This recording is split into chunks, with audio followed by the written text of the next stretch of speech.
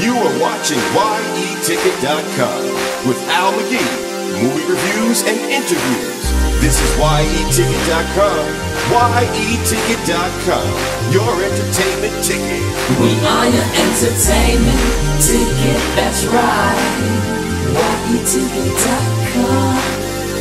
We are your entertainment ticket, that's right. Yeticket.com. Yeticket.com.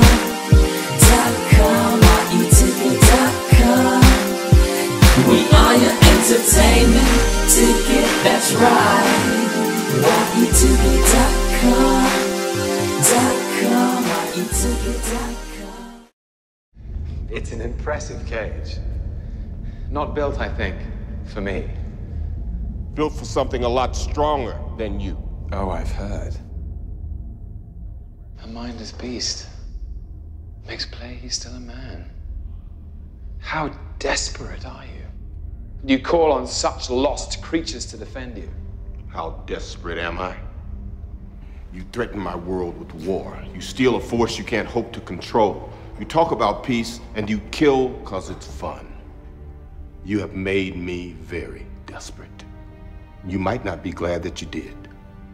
Ooh. It burns you to have come so close. To have the Tesseract, to have power, unlimited power. And for what? A warm light for all mankind to share. And then to be reminded what real power is.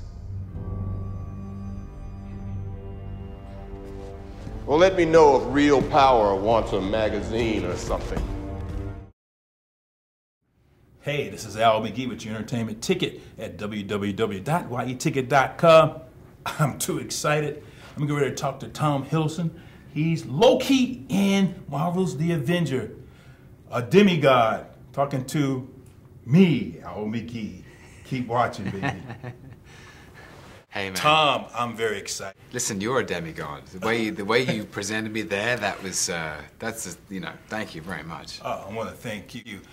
First of all, I want to thank you because this character, Loki, I used to read the comic book, especially when I was a kid. Yeah. I had never liked Loki, but I admired him because he knew how to come back and almost get what he wants. Why did you like this character, Loki?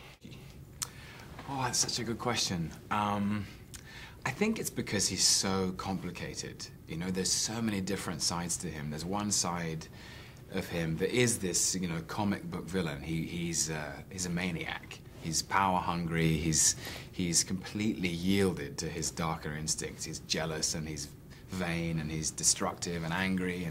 But there's another side to him another few sides to him. One of which is that he's quite vulnerable underneath all of that. It seems to me like. He's this damaged younger brother who's desperate for a place in the world. He's desperate for self-esteem. Yeah.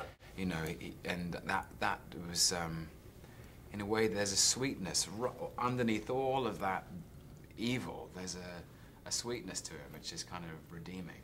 And then the third thing is he's kind of stylish.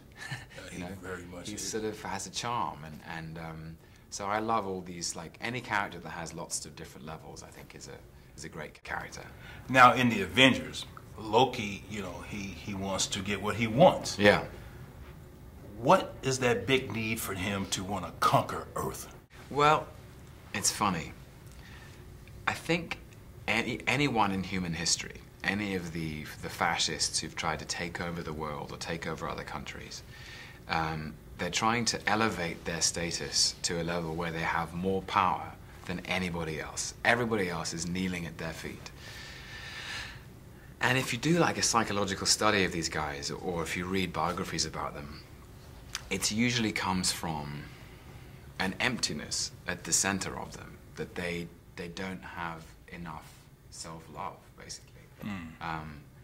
In a way, Loki just needs a hug, and a big sleep, and some therapy, and it'll all be okay.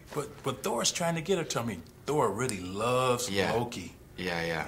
But he's trying to give it to him. I know. I think that's what's interesting is that But Thor is the reason he hates himself. Like, Thor is everything that Loki is not, and Loki hates him for that. Let me learn a little bit about Tom. Sure. When did you first start acting, and when did you realize you wanted to be an actor? You know, I think I wanted to be an actor my whole life.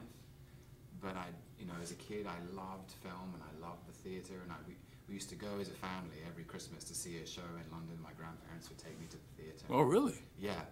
And my mum took me to see Shakespeare in my teens and stuff. And just as a kid, I loved the movies. I loved Indiana Jones and Superman and Star Wars and anything, really. Any movie I could get my hands on, The Goonies, all that stuff. And then my tastes developed as I got older. But I only really allowed myself to dream of becoming an actor when I was about 18.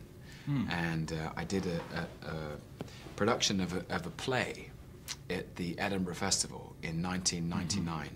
And it's about the First World War. It's about a group of soldiers in a trench called Journey's End. And we got some amazing notices for it. And that was when my mom and my dad and my sisters and teachers of mine and friends, people I loved and respected, came up to me and said, you should really think about doing this because you can. So I think that was when I really truly committed to it as a thing. Wow. Well, Tom, we're out of time, unfortunately.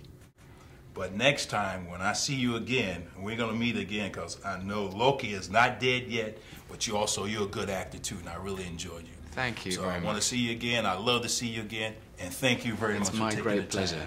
Thanks, man. This is your entertainment ticket. Latest and greatest movie.